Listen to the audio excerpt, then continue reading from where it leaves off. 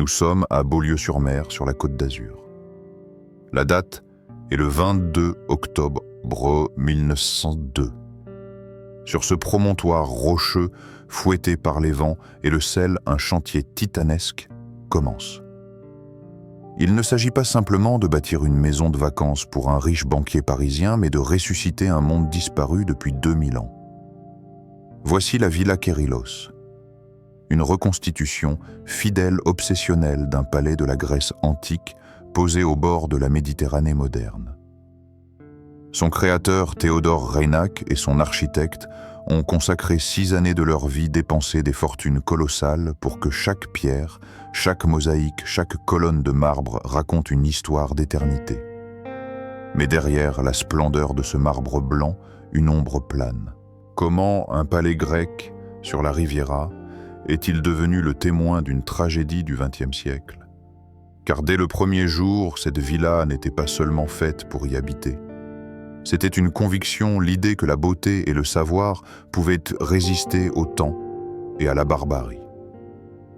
Pourtant, si les murs ont survécu, ceux qui les ont rêvés ont été emportés par l'histoire. Si vous aimez ces enquêtes lentes et documentées, abonnez-vous et dites en commentaire « Kérylos ». Merci, votre soutien permet ces enquêtes. Pour comprendre pourquoi la chute sera si vertigineuse, il faut d'abord saisir la hauteur du rêve. Nous ne sommes pas devant un caprice de milliardaire ordinaire. Nous sommes au cœur de la belle époque, dans un monde où règne une foi absolue en la civilisation. C'est le monde de Théodore Reynac. Cet homme est une énigme pour notre époque moderne. Il est immensément riche, certes, mais il n'est pas un industriel cherchant le profit. C'est un aristocrate de l'intelligence. Archéologue, historien, numismate, député de la Savoie Reynac, est une figure de proue de l'élite intellectuelle française. Pour lui, la Grèce antique n'est pas une période révolue. C'est un sommet de l'humanité, un modèle de raison et de beauté qu'il faut sauver de l'oubli. Lorsqu'il décide de bâtir sa maison à Beaulieu-sur-Mer, il refuse la banalité des villas italiennes ou des châteaux néo-gothiques à la mode. Il veut ressusciter l'histoire. Pour cela, il engage Emmanuel Pontremoli, Grand Prix de Rome, un architecte qui partage son obsession pour la précision. Ensemble, ils ne vont pas inventer. Ils vont mener une enquête archéologique monumentale. Leur modèle est précis, les maisons nobles de l'île de Délos au XIe siècle avant Jésus-Christ. L'idée est folle, recréer sur la Côte d'Azur du XXe siècle un univers domestique disparu depuis 2 millénaires, centré autour d'un péristyle, cette cour intérieure à ciel ouvert, cœur battant de la demeure antique. Mais la Villa Kérylos est bien plus qu'une maison de vacances. C'est un manifeste. C'est la preuve de pierre que l'on peut être pleinement français, pleinement moderne, tout en célébrant des racines culturelles universelles. Pour la famille Reynac, comme pour leurs cousins, les Camondo, cette villa est l'aboutissement d'un siècle d'intégration et de succès. Elle symbolise ce mélange unique de luxe antique et de raffinement intellectuel. Ici, la richesse ne sert pas à éblouir les voisins, mais à élever l'esprit. C'est une utopie de marbre où l'on pense que la culture est une armure suffisante contre la violence du monde. Cependant, pour que la tragédie nous touche, il ne faut pas regarder seulement les pierres. Il faut regarder les visages. Ceux qui vont véritablement habiter ce rêve et qui en paieront le prix appartiennent à la génération suivante. Il y a Léon Reynac, le fils de Théodore. Un homme doux, cultivé musicien qui deviendra le gardien des archives de la villa. Et il y a son épouse Béatrice de Camondo. Le nom de Béatrice est essentiel. Elle est la fille du comte Moïse de Camondo, une autre dynastie juive légendaire qui a offert à la France des trésors inestimables. L'union de Léon et Béatrice n'est pas seulement un mariage mondain, c'est la fusion de 2 familles qui ont tout donné à leur patrie, leur fortune, leur collection d'art et bientôt leur sang. De leur amour naissent 2 enfants, Fanny, née en 1920, et Bertrand, né en 1923. C'est sur eux que notre regard doit se poser. Imaginez Fanny et Bertrand adolescents grandissant dans ce décor de théâtre. Ils apprennent le grec, ils jouent du piano dans le salon des hommes, ils regardent la Méditerranée par les mêmes fenêtres que nous aujourd'hui. Ils sont l'incarnation de cette jeunesse dorée et cultivée de l'entre-deux-guerres. Ils vivent dans la certitude que leur nom, leur classe sociale et l'amour de la France les protègent de tout. Ils ne savent pas encore que dans les registres de l'administration, leur identité sera bientôt réduite à une seule ligne, une origine qui effacera tout le reste. L'histoire de Kérylos, c'est cela, une famille qui bâtit un temple à la gloire de la civilisation, n'en voir que la civilisation elle-même est sur le point de s'effondrer sur eux. Car cette maison possède un secret. Si elle fascine autant, c'est parce qu'elle joue sur une ambiguïté fondamentale. Cette demeure a l'apparence d'un temple antique figé dans le temps, mais en réalité, c'est une machine d'une modernité redoutable pour ce début du XXe siècle. Entrons maintenant dans le corps de ce rêve, les matériaux, l'agencement, et la manière dont la villa a fait croire à ses habitants que la vie serait éternellement paisible. Tout commence par le choix du lieu, une décision qui relève autant de la géographie que de la mise en scène. En 1902, Théodore Reinach ne cherchait pas simplement un terrain avec vue sur la Côte d'Azur. Il cherchait un socle pour son idéal. Il jette son dévolu sur la pointe rocheuse de la baie des Fourmis à Beaulieu-sur-Mer. L'endroit est stratégique, presque mystique, une presqu'île s'avançant audacieusement dans la mer battue par les flots sur 3 côtés. Lorsque l'on regarde la villa depuis le large, elle ne semble pas avoir été posée sur le rocher, mais en avoir jailli. L'architecte Emmanuel Pontremoli a conçu l'édifice pour qu'il fasse corps avec la falaise, créant une continuité minérale absolue entre la nature brute et l'œuvre humaine. C'est la première impression qui saisit le visiteur, celle d'une forteresse de culture isolée du tumulte du monde moderne par une ceinture d'eau salée. Une fois franchi, le seuil, le dépaysement est total. Oubliez l'architecture française traditionnelle de la Belle Époque, où la maison s'ouvre vers l'extérieur, vers les jardins pour montrer sa puissance à la rue. Ici, tout est introverti. Tout regarde vers l'intérieur, vers le cœur sacré de la maison. C'est le principe même de la demeure antique, protéger l'intimité familiale des regards profanes. Le plan de la villa est calqué fidèlement sur les maisons nobles de l'île de Délos au XIIe siècle avant notre ère. Il n'y a pas de couloir interminable ni d'escalier d'honneur pompeux destinés à écraser l'invité. Tout s'organise autour d'un centre névralgique, le péristyle. C'est ici, dans ce patio central, que l'âme de Kérylos se révèle avec le plus de force. Imaginez une vaste cour carrée, inondée de lumière zénitale, bordée par 12 colonnes monolithes en marbre blanc de Carrare. Ce ne sont pas de simples piliers porteurs, ce sont des sculptures. Chaque colonne, d'une pureté immaculée, se détache sur le ciel bleu-azur ou sur les fresques rouges pompéiens et ocre qui ornent les murs sous les arcades.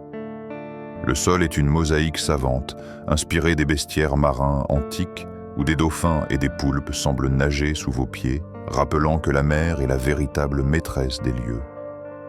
L'atmosphère qui règne dans ce péristyle est indescriptible. Il y a un silence particulier, une résonance acoustique que seule la pierre véritable peut produire. Le bruit de la mer est omniprésent, mais étouffé lointain, comme un chant constant qui berce la maison. La lumière, elle n'est jamais fixe. Elle tourne avec le soleil caressant tour à tour les chapiteaux doriques, faisant vibrer les couleurs des fresques, créant des ombres qui s'allongent et raccourcissent comme un cadran solaire géant. On ne marche pas vite à Kérylos. L'architecture elle-même vous impose un rythme différent, plus lent, plus solennel. Les proportions sont calculées selon le nombre d'or, créant une harmonie visuelle qui apaise l'esprit. C'est une maison faite pour la contemplation, pour la lecture, pour l'élévation de l'âme. Les matériaux choisis par Reinach et Pontremoli renforcent cette sensation d'éternité, marbre de Sienne, d'Italie, albâtre bois exotique. Rien n'est faux, rien n'est en toc. C'est une opulence minérale qui défie le temps. C'est là que réside le génie et peut-être l'orgueil de Reinach avoir réussi à recréer non pas seulement une forme, mais une sensation, celle d'un temple domestique. En déambulant dans la bibliothèque haute de 2 étages, où les rayonnages en bois de chêne montent vers un plafond à caissons décorés, ou en traversant l'Andron, le salon des hommes réservé aux discussions philosophiques, on a le sentiment physique de pénétrer dans un sanctuaire. L'illusion est si parfaite qu'elle en devient troublante. On oublie que nous sommes en France, on oublie que nous sommes au début du XXe siècle. Les murs épais, la fraîcheur du marbre, la rigueur géométrique des lignes donnent une impression de solidité indestructible. C'est une architecture qui ment merveilleusement bien, elle vous murmure que rien ne peut l'ébranler, que cette civilisation qu'elle ressuscite est là pour toujours. Cependant, cette perfection antique, si elle flatte l'œil, et l'esprit dissimule une autre réalité. Car si les colonnes sont de marbre massif, ce qui se passe sous le sol et derrière les murs, relève d'une ingéniosité radicalement différente. Théodore Reinach voulait vivre comme un Grec, mais avec le confort d'un Parisien moderne. Et c'est là, invisible à l'œil nu, que le temple devient machine. Il ne faut pas s'y tromper, si Théodore Reinach souhaitait vivre à la grecque, il n'avait aucune intention de vivre à la spartiate. C'est ici que le génie de Kérylos prend une tournure fascinante, presque ironique. Nous sommes face à un homme du XXe siècle, habitué au luxe de la haute bourgeoisie parisienne qui refuse de sacrifier son confort sur l'autel de l'histoire. Le défi posé à l'architecte Pontremoli fut donc d'une complexité redoutable: comment intégrer les dernières technologies de la Belle Époque sans briser l'illusion antique.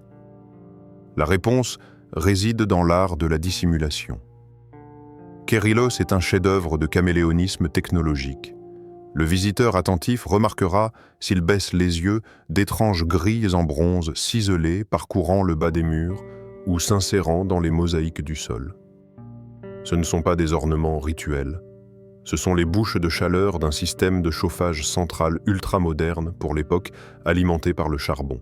Alors que les Grecs anciens grelottaient parfois en hiver, la famille Reinach, elle marchait pieds nus sur des sols tièdes, profitant d'une température constante, invisible et silencieuse.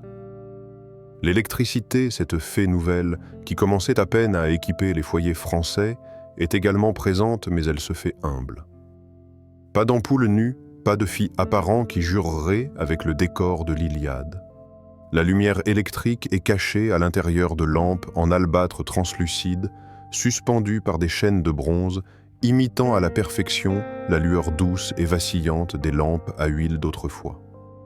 Le soir venu, la villa s'illuminait d'une clarté dorée féerique, sans qu'aucun interrupteur moderne ne vienne rompre le charme. Mais le comble de ce luxe caché se trouve sans doute dans les pièces d'eau.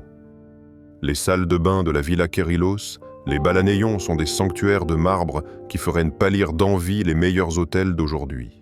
Les baignoires ne sont pas de simples contenants. Ce sont des cuves creusées dans des blocs monolithiques de marbre de Carrare ou de gris de Saint-Béat. L'eau y coule en abondance, chaude et froide, grâce à une plomberie de pointe dissimulée dans l'épaisseur des murs.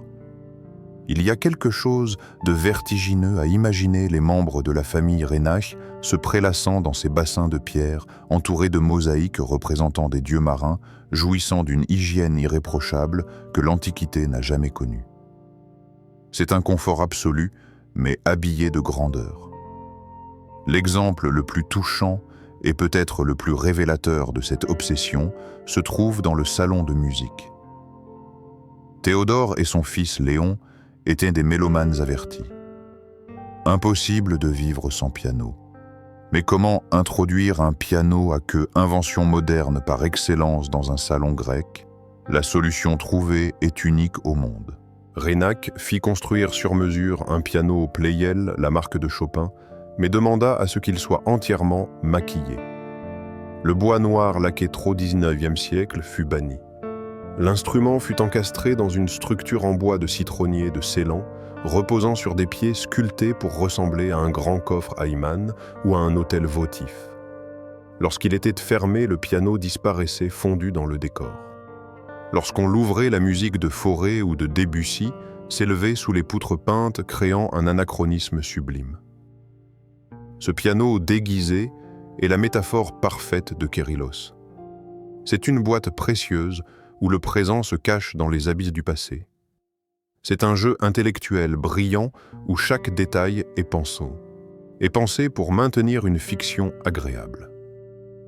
Cependant, cette recherche effrénée du détail, ce besoin de tout contrôler, de tout dessiner jusqu'aux fourchettes en argent et aux serrures des portes, trahit autre chose qu'un simple goût du luxe. Elle révèle une volonté de construire un monde clos, parfait, étanche. Un monde où l'on choisit sa réalité. En voyant tant de beauté et d'ingéniosité déployées pour le confort d'une seule famille, on ne peut s'empêcher de ressentir un léger vertige. C'est magnifique, oui, mais c'est aussi fragile. Car ce confort moderne qui semble si solide, garanti par la fortune et la technologie, ne tient qu'un fil. Il suffit que l'histoire frappe à la porte pour que l'eau chaude, la lumière et la musique s'arrêtent. Mais avant que l'obscurité ne descende, il nous faut encore explorer l'apogée de cette splendeur, la matière même dont est fait ce rêve, ces tonnes de pierres précieuses et d'ornements qui ont transformé une maison de vacances en œuvre d'art totale. Si la technique se cache le luxe, lui s'affiche avec une insolence éblouissante. Mais attention, il ne s'agit pas ici du luxe tapageur de l'or et des diamants. C'est un luxe bien plus savant, plus intellectuel, celui de la matière pure et du savoir-faire absolu. Kérylos est une symphonie de textures, une œuvre d'art totale où chaque centimètre carré a été pensé, dessiné et façonné par les meilleurs artisans d'Europe. Le regard d'abord est happé par la pierre. Il n'y a pas un marbre à Kérylos, mais une collection minéralogique digne d'un empereur. Théodore Reinach a fait venir des tonnes de blocs entiers depuis les carrières les plus prestigieuses de la Méditerranée. Le sol ne se contente pas d'être marché, il se contemple. C'est un tapis de pierre où s'entrelacent le blanc laiteux de Carrare, le jaune veiné de Sienne, le vert profond de Tinos et le rouge sang de Vérone.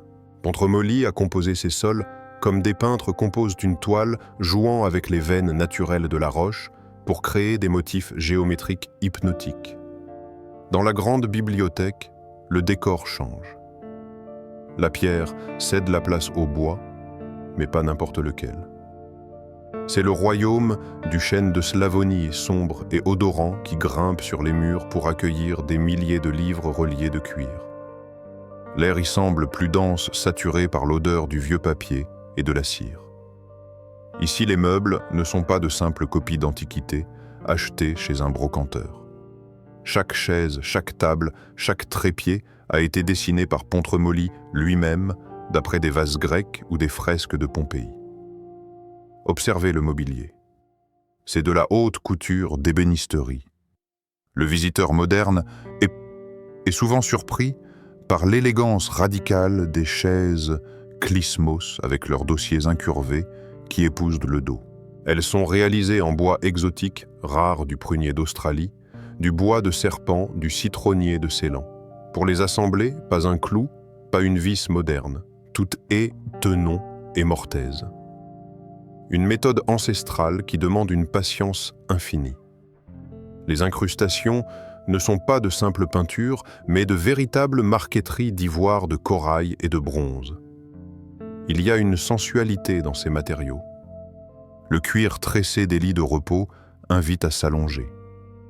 Les rideaux ne sont pas de simples tissus, mais des lins brodés à la main de motifs mythologiques, filtrant la lumière crue du soleil méditerranéen pour ne laisser passer qu'une douceur ambrée. Le sommet de cet art décoratif se trouve peut-être dans la salle des banquets, le triclinos. Ici, les murs racontent des histoires. Les fresques peintes à la manière antique déploient des scènes de vendanges et de légendes divines. Elles ne sont pas là pour faire joli, elles sont là pour élever l'esprit des convives pendant le repas. Le plafond à caissons richement colorés semble peser de tout son poids historique, rappelant aux dîneurs qu'ils sont sous la protection des dieux. Et partout, omniprésents, les objets d'art.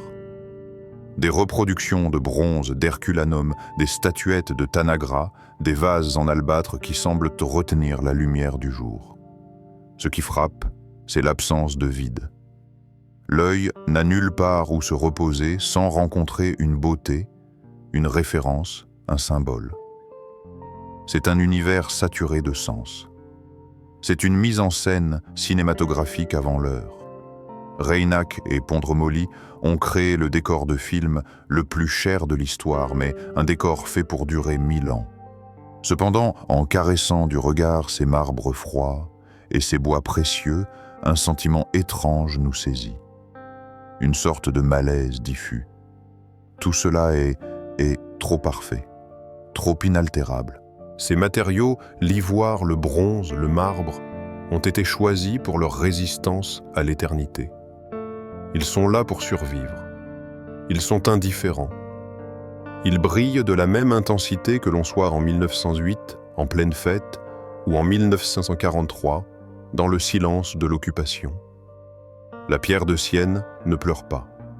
Le bois de serpent ne saigne pas. Il y a quelque chose de tragique à voir tant d'efforts déployés pour figer le temps dans la matière, alors que les êtres vivants qui évoluent au milieu de ce décor sont eux si terriblement fragiles. Ce décor somptueux n'attend plus que ses acteurs. Il est temps de voir comment la famille Reinach a tenté d'habiter cette perfection, comment ils ont rempli ces pièces froides de la chaleur de leur rire et de leur rituel avant que le rideau ne tombe. Comment vivait-on réellement à l'intérieur de cette œuvre d'art totale? On pourrait craindre que Kérylos ne soit qu'un théâtre, un décor figé, où les habitants déambulaient comme des fantômes costumés. Mais la réalité était bien plus subtile et bien plus vivante. Pour Théodore Reinach et sa famille Kérylos, n'était pas une mascarade.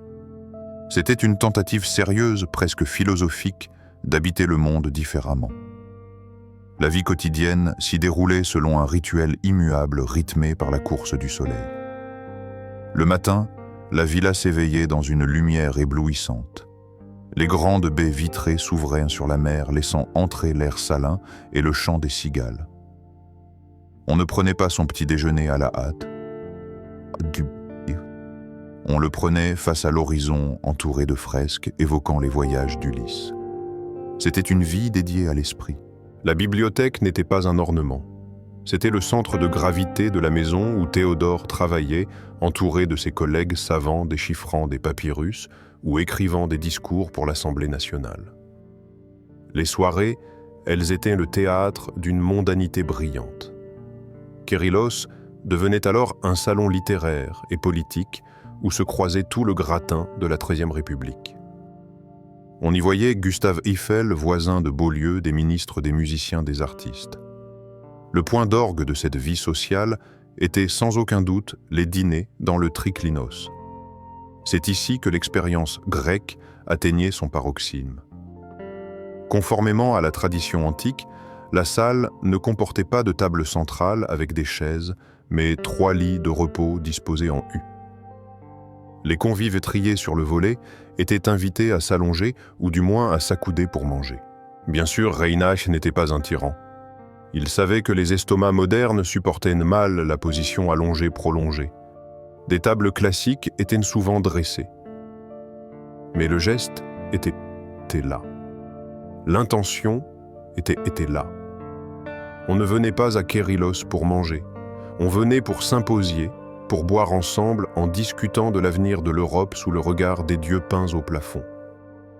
C'était un monde d'une sophistication inouïe.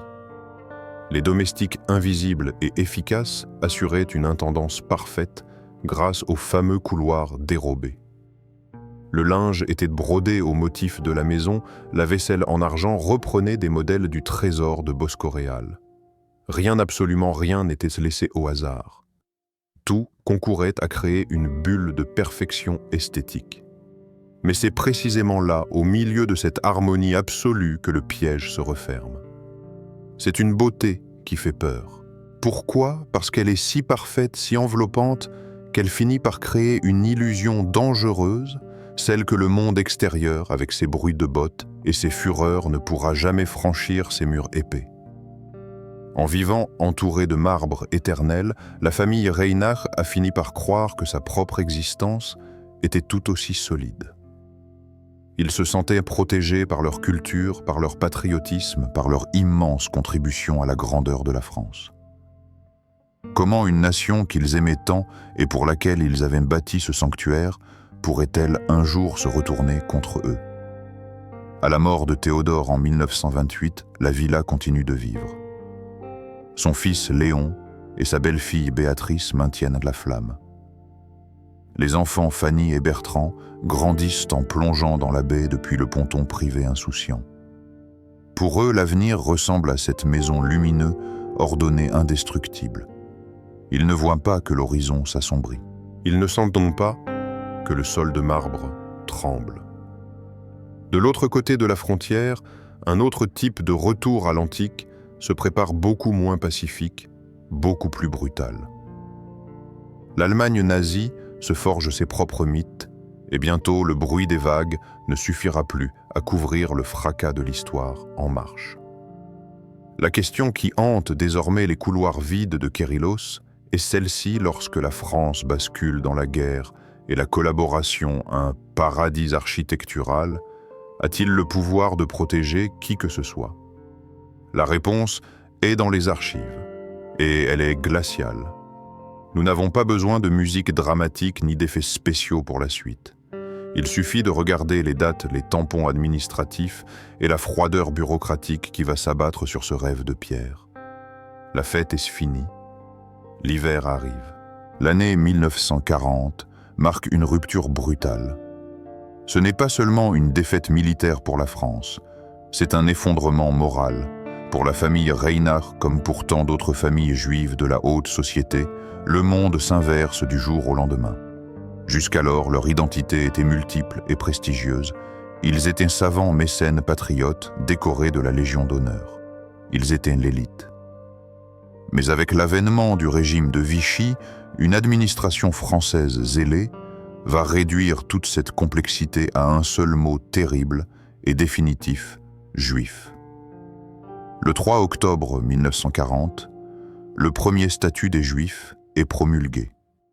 Ce texte est d'une violence inouïe, non pas par le sang qu'il verse immédiatement, mais par la froideur avec laquelle il exclut. Il est rédigé dans une langue juridique impeccable, publié au journal officiel, lu par des fonctionnaires qui la veille encore saluaient respectueusement les Reinach. Désormais, l'accès à la fonction publique, à l'armée, à l'enseignement et à la presse leur est interdit. C'est ici que se joue le premier acte de la tragédie, la trahison. Il faut imaginer le désarroi de Léon Reinach. Il est le fils de Théodore, un homme qui a été député de la République. Il vit dans une villa léguée à l'Institut de France, c'est-à-dire à la nation elle-même. Il a grandi avec l'idée que la France était la terre des droits de l'homme, le pays de l'émancipation. Comment concevoir que cette même nation puisse soudainement le désigner comme un ennemi de l'intérieur? Dans les salons de Kérylos, l'ambiance change. Le silence du péristyle ne porte plus la sérénité des philosophes antiques, mais l'angoisse de l'attente. La Côte d'Azur, située d'abord en zone libre, puis occupée par les Italiens en 1942, offre un répit illusoire. On pense être à l'abri. On se dit que les lois visent les étrangers, les réfugiés sans racines, mais pas eux, pas les Reinach, pas les Camondos, qui sont enracinés dans le sol français depuis des générations. C'est l'erreur fatale de la vieille bourgeoisie, croire que le rang social est un rempart. Mais la mécanique de l'exclusion est aveugle. Elle ne connaît pas les nuances. Le recensement commence. Il faut aller se déclarer. Il faut faire tamponner « juif » sur ses papiers d'identité. Pour Léon, pour Béatrice, c'est une humiliation, mais ils s'y plient probablement par légalisme, par habitude de respecter l'ordre. Puis vient l'étape suivante, la spoliation. Le arianisation des biens. Les comptes bancaires sont bloqués. Les collections d'art sont inventoriées par des experts qui préparent leur vol légal. La villa Kérylos, elle-même, bien qu'appartenant à l'Institut de France depuis la mort de Théodore, se retrouve dans une zone grise juridique. Elle est un symbole trop visible. Une maison grecque construite par un juif devient aux yeux de la propagande vichiste et nazie une aberration cosmopolite qu'il faut purifier ou saisir. Le piège se referme lentement. Les décrets s'empilent comme les pierres d'un mur de prison invisible. En 1942, l'occupation allemande remplace l'occupation italienne sur la Côte d'Azur. La chasse à l'homme jusque-là bureaucratique et sporadique devient systématique et féroce. Alois Brunner, l'un des lieutenants les plus impitoyables d'Eichmann, arrive à Nice avec une mission claire: rafler tous les juifs sans exception, d'âge de rang ou de nationalité. À Kérylos, la beauté du marbre n'a pas changé. La mer est toujours aussi bleue. Mais à l'intérieur, la peur est devenue une présence physique. Léon et Béatrice tentent de maintenir une apparence de normalité pour leurs enfants Fanny et Bertrand. Ils continuent peut-être de jouer du piano, de lire dans la bibliothèque. Mais chaque coup de téléphone, chaque bruit de moteur sur la route de la Corniche fait battre le cœur un peu plus vite. Ils ne sont plus des citoyens.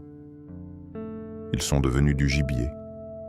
Et c'est dans ce climat de terreur sourde que la famille va commettre son ultime acte de foi envers la France, un acte qui tragiquement ne les sauvera pas. Ils ne fuient pas. Ils restent. Pourquoi ? Peut-être parce que fuir signifiait admettre que leur patrie les avait définitivement rejetés. Peut-être parce qu'ils pensaient que Kérylos, ce sanctuaire de l'esprit, possédait une immunité sacrée. Ils avaient tort. Le 20 novembre 1943 approche, et avec lui le convoi numéro 62. C'est à l'automne 1943 que l'illusion se brise définitivement. Sentant l'étau se resserrer, Léon Reynac comprend que Kérylos n'est plus un sanctuaire mais une souricière. La décision est prise, il faut fuir. Quitter ce palais de marbre, abandonner les livres, les collections pour tenter de survivre. La famille ne cherche pas à rejoindre l'étranger lointain. Ils tentent de se réfugier à Sospel, un village dans l'arrière-pays niçois, espérant que les montagnes les cacheront. C'est une fuite désespérée, loin du confort feutré qu'ils ont toujours connu. Mais la traque est désormais impitoyable. Dans la nuit, ou peut-être au petit matin, le piège se referme. Léon, son épouse Béatrice et leurs 2 enfants Fanny et Bertrand sont arrêtés. Il faut s'arrêter un instant sur cette image. Léon a 50 ans. C'est un homme digne, un intellectuel qui a cru jusqu'au bout que ses états de service et son patriotisme le protégeraient. Béatrice, née de Camondo, a 49 ans. Elle est l'héritière d'une des plus grandes fortunes d'Europe, une femme d'une élégance rare, cavalière émérite. Fanny a 23 ans. Bertrand a 20. Ce ne sont plus des enfants, ce sont de jeunes adultes pleins de vie qui auraient dû hériter du monde. Au lieu de cela, ils sont conduits à Drancy, l'antichambre de la mort aux portes de Paris. Pour la famille Reynac, le choc est inimaginable. Ils passent brutalement des salles de bain en marbre de Kérylos, avec leur eau courante et leur chauffage invisible à la promiscuité sordide, à la faim et à la peur des camps d'internement. C'est là, dans la grisaille de la banlieue parisienne, que le drame atteint son paroxysme cruel, la séparation. Pour des raisons bureaucratiques obscures, ou peut-être par un sadisme du hasard, la famille est divisée. Léon et les 2 enfants sont désignés pour le départ immédiat. Béatrice, elle reste. On imagine les adieux, ou peut-être l'absence d'adieu arrachés par les gendarmes ou les soldats. Léon doit laisser sa femme derrière lui. Fanny et Bertrand doivent laisser leur mère. 20 novembre 1943. Convoi 62. Cette date est gravée comme une cicatrice dans l'histoire de la famille. Léon, Fanny et Bertrand sont entassés dans des wagons à bestiaux. Eux, qui voyageaient dans les wagons-lits les plus luxueux de l'Orient Express entourés de laquais, se retrouvent maintenant pressée contre des inconnus sans air, sans sceau dans l'obscurité totale, roulant vers l'est. Le voyage dure 3 jours et 3 nuits. 3 jours d'agonie avant d'arriver sur la rampe de sélection d'Auschwitz-Birkenau. L'histoire ici devient brève et brutale. Il n'y a pas de miracle. À leur arrivée, ou peu de temps après, Léon, le gardien de la mémoire grecque, et ses 2 enfants, l'avenir de la dynastie, sont assassinés, gazés, réduits en cendres. Leur connaissance en grec ancien, leur maîtrise du piano, leur amour de la France. Rien de tout cela n'a eu d'importance face à la logique industrielle de l'extermination. Mais le calvaire n'est pas terminé. À Drancy, Béatrice est restée seule. Elle a tout perdu. Son mari, ses enfants. Elle ignore peut-être leur sort exact, mais le silence qui suit leur départ est une torture en soi. Elle survit encore quelques mois dans l'angoisse, une de Camondo, déchue, dépouillée de son nom, de ses biens, de sa famille. Le 7 mars 1944, le convoi 69 s'ébranle à son tour. Béatrice monte dans le train. Elle suit le même chemin de fer maudit que les siens. Elle arrive à Auschwitz, où elle est assassinée dès son arrivée.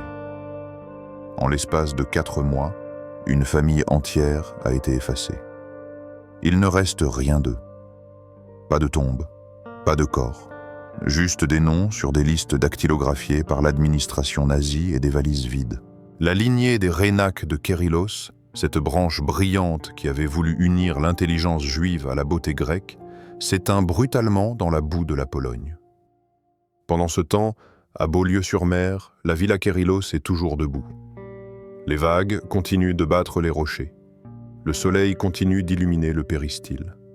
Les mosaïques des dauphins continuent de nager sur le sol indifférente. La maison est là magnifique intacte, mais elle est devenue une coquille vide. Elle a perdu son âme. Comment une demeure peut-elle survivre quand ses maîtres ont été anéantis? Et surtout, pourquoi la pierre a-t-elle été épargnée alors que la chair a été brûlée? La réponse à cette injustice réside dans un paradoxe juridique étrange. Si la famille a disparu, la villa, elle était protégée par une entité abstraite, plus forte que les hommes, plus forte même que la guerre. Pourquoi Villa Kérylos est-elle encore là, alors que ses propriétaires sont partis en fumée? Alors que les cheminées d'Auschwitz fumaient, la Villa Kérylos continuait de regarder la mer impassible. Elle n'a pas été dynamitée. Elle n'a pas été pillée jusqu'à la dernière pierre, comme tant d'autres demeures juives d'Europe. Pourquoi ce miracle sélectif? La réponse est d'une ironie mordante. C'est un simple acte notarié qui a sauvé les pierres, là où toutes les lois de la République ont échoué à sauver les hommes. À sa mort en 1928, 15 ans avant le drame, Theodor Reinach avait fait un geste de patriotisme. Ultime, il avait légué sa villa à l'Institut de France. Juridiquement, au moment où la Gestapo et la police française traquaient Léon et ses enfants dans les montagnes de Sospel, la maison n'était plus une propriété juive aux yeux de l'administration. Elle était devenue propriété de la nation. C'est là le cœur insupportable de notre tragédie. Le statut de monument a servi de bouclier inviolable au marbre de Carrare et au bois de citronnier. Mais le statut de citoyen français, lui, n'a servi à rien pour Léon, Béatrice, Fanny et Bertrand. L'Institut de France, vénérable institution, a protégé le bâtiment par son prestige. Les nazis, étrangement respectueux des institutions culturelles établies, n'ont pas osé démanteler ce qui appartenait désormais au patrimoine officiel français. La villa est donc devenue un vaisseau fantôme. Durant les années noires, elle est restée là figée, préservée dans l'ambre de son statut juridique. Elle attendait des maîtres qui ne reviendraient jamais. À l'intérieur, le temps s'est arrêté. Les chaises et clismos étaient vides. La bibliothèque attendait ses lecteurs. Le piano Pleyel camouflé restait silencieux. Tout était prêt pour reprendre la vie comme si la famille était simplement partie en promenade. Mais ce silence n'était pas celui de la paix. c'était le silence du tombeau. Ce décalage est vertigineux pour nous qui regardons en arrière. La maison a gagné son immortalité exactement comme Théodore le rêvait. Elle a vaincu le temps. Mais le prix à payer fut l'effacement total de ceux qui lui donnaient un sens. Aujourd'hui, la villa est toujours là, splendide. Mais comment la regarder sans frissonner, 20 novembre 1943, convoi 62. Cette date flotte invisiblement dans l'air parfumé des jardins. Il reste maintenant une dernière question, celle qui nous concerne nous les vivants. Pourquoi Villa Kerylos est-elle encore là, alors que ses propriétaires sont partis en fumée? Et surtout, que faisons-nous de cet héritage qui a survécu à ses propres créateurs? La réponse ne se trouve plus dans l'histoire, mais dans la mémoire. Lorsque la fumée de la Seconde Guerre mondiale se dissipe enfin en 1945, un constat étrange s'impose sur la Côte d'Azur. Alors que tant de vies ont été brisées, que tant de propriétés juives ont été pillées, saccagées ou aryanisées par l'occupant et le régime de Vichy, la Villa Kerylos est là. Elle est debout, intacte. Pas une colonne n'a été abattue, pas une mosaïque n'a été arrachée. Ce miracle de pierre n'est pas dû au hasard. Il est le fruit d'une décision prise 15 ans avant le drame, une décision qui résonne aujourd'hui avec une ironie mordante. En 1928, à sa mort, Théodore Reinach avait fait un geste de patriote absolu. Il avait légué sa villa à l'Institut de France. Dans son esprit, il s'agissait d'offrir à la nation un temple de la culture. Il ne pouvait pas imaginer que ce bout de papier notarié deviendrait, durant les années noires, le seul véritable bouclier de la demeure. Juridiquement, Kerylos n'était plus une maison juive aux yeux de l'administration nazie. Elle était devenue par la grâce de ce legs une propriété de l'État français, protégée par le prestige intouchable de l'Institut. Le paradoxe est insoutenable, le statut administratif a sauvé les murs, alors que la citoyenneté française n'a pas suffi à sauver les hommes. Mais l'histoire de la villa ne s'arrête pas à la libération. Elle entre dans une période de clair-obscur, une parenthèse méconnue qui va durer plus de 20 ans.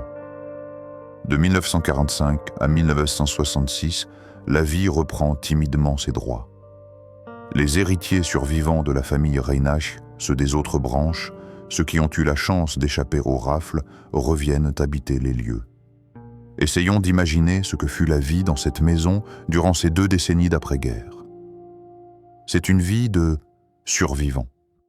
On rouvre les volets sur la Méditerranée, on remet en eau les bassins, on s'assoit de nouveau dans la bibliothèque. Mais l'atmosphère a changé. Comment vivre dans un décor conçu pour la joie et l'érudition quand on sait que Léon, Béatrice, Fanny et Bertrand ne franchiront plus jamais le seuil? La villa devient un lieu de mémoire privée hanté par le vide. Les rires des enfants, Reinach, ont été remplacés par le silence de ceux qui se souviennent. C'est une maison qui porte le deuil, une beauté qui a perdu son innocence. Les habitants de cette époque sont les gardiens d'un mausolée magnifique maintenant, une apparence de normalité dans un monde qui a définitivement basculé. En 1966, la reconnaissance officielle arrive. La villa Kerylos est classée monument historique. L'année suivante, en 1967, la dimension résidentielle s'efface pour de bon. Les derniers descendants quittent les lieux. La maison cesse d'être un foyer. Elle est confiée à la gestion de l'État, aujourd'hui le centre des monuments nationaux, et ouvre ses portes au grand public. Le rêve intime de Théodore Reinach devient le patrimoine de tous. La villa change de peau, elle n'est plus le refuge d'une famille, elle devient une destination. Aujourd'hui, Kerylos est devenue l'une des perles touristiques de la Riviera. Chaque année, des milliers de visiteurs du monde entier gravissent le chemin vers la pointe de Beaulieu-sur-Mer. Ils viennent chercher l'évasion, la beauté, le soleil. Ils déambulent dans le péristyle audio-guide à l'oreille. Ils s'extasient devant la blancheur du marbre de Carrare qui n'a pas pris une ride. Ils photographient les fresques mythologiques, admirent l'ingéniosité des meubles en bois exotiques. Pour l'immense majorité d'entre eux, Kérylos est une splendeur esthétique, une curiosité architecturale, un spot, Instagram parfait face à la mer bleue. Mais c'est ici que le malaise s'installe subtil et tenace. La patrimonialisation est une arme à double tranchant. En transformant la maison en musée, nous avons réussi à sauver la matière. Le Centre des Monuments Nationaux accomplit un travail admirable de conservation. La pierre est lavée, le bois est nourri, les jardins sont taillés. La villa est immortelle, figée dans une jeunesse éternelle. Cependant, cette perfection a un prix, le risque de l'amnésie. Une maison vide, parfaitement rangée, sans un livre ouvert sur une table, sans un vêtement jeté sur un lit, peut devenir menteuse. Elle présente le décor du bonheur, mais elle a effacé la violence de la faim. Le touriste qui marche sur les mosaïques marche sans le savoir sur les pas de Léon Reynac angoissé. Lorsqu'il regarde par la fenêtre de la chambre des enfants, il voit le même horizon que celui que regardaient Fanny et Bertrand avant d'être jetés dans le wagon du convoi 62. La ville nous confronte à la limite cruelle de notre civilisation. Nous avons construit des institutions capables de protéger des objets d'art contre la guerre, le temps et l'oubli. Mais ces mêmes institutions ont été impuissantes à protéger la vie de ceux qui avaient créé ces objets. Le contraste est saisissant.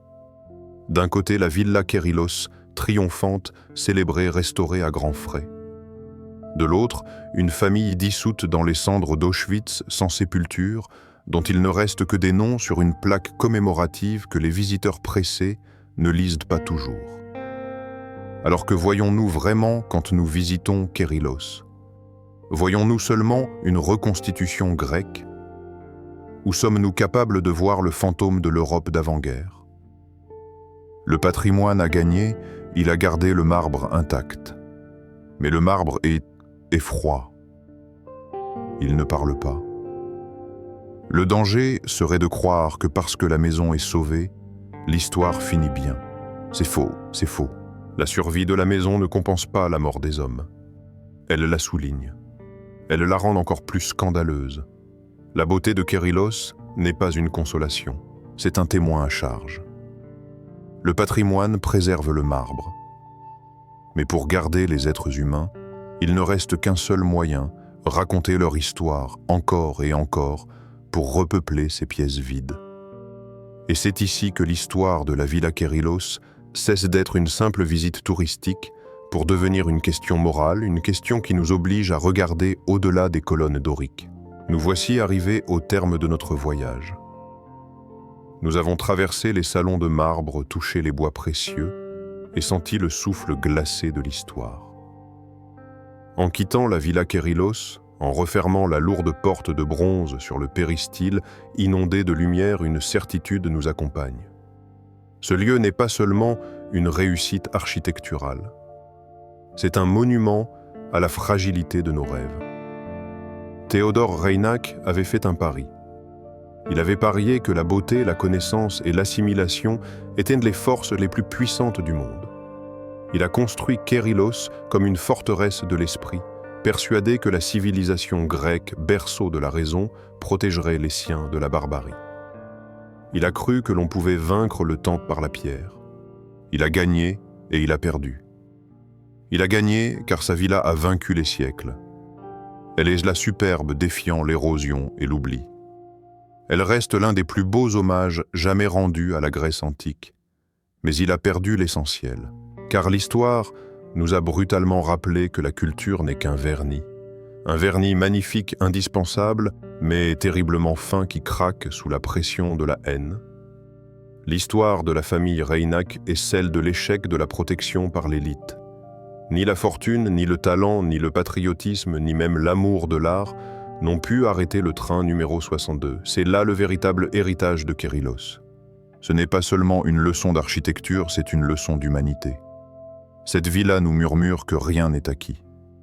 Elle nous rappelle que les objets peuvent survivre à leurs propriétaires et que nous, visiteurs d'aujourd'hui, nous sommes les gardiens d'une mémoire blessée. Lorsque nous admirons une fresque ou une mosaïque, Nous avons le devoir de nous souvenir que ces merveilles ont été payées au prix fort. Elles sont le décor d'une vie interrompue. Alors la prochaine fois que vous verrez des images de la Côte d'Azur ou que vous aurez la chance de visiter ce palais blanc posé sur la mer, ne regardez plus seulement le luxe. Cherchez les traces de vie. Imaginez Léon jouant ses dernières notes sur le piano camouflé. Imaginez Fanny et Bertrand révisant leurs leçons face à la baie des Fourmis. Ils sont l'âme de cette maison. Ils sont la preuve que la vraie richesse d'un lieu ne réside pas dans ses murs, mais dans les cœurs qui l'habitent. Villa Kerylos est un chef-d'œuvre, oui. Mais c'est un chef-d'œuvre qui pleure. Et c'est peut-être cela la définition ultime d'un patrimoine, vivant un lieu qui nous force à poser des questions qui dérangent pour que l'oubli ne gagne jamais totalement la partie. Vous pouvez désormais admirer ce temple. Mais pouvez-vous encore le contempler sans entendre le silence de ceux qui ont perdu leur voix ici? C'est sur cette interrogation que nous laissons la Villa Kerylos retourner à sa contemplation éternelle de la Méditerranée. Si vous voulez que je continue à exhumer ces histoires où le rêve se heurte à la tragédie, abonnez-vous et écrivez simplement en commentaire le nom du prochain lieu que nous devrions explorer ensemble. Merci d'être resté jusqu'au bout. Votre temps et votre attention sont le plus bel hommage que l'on puisse rendre à cette mémoire. À bientôt pour une nouvelle enquête.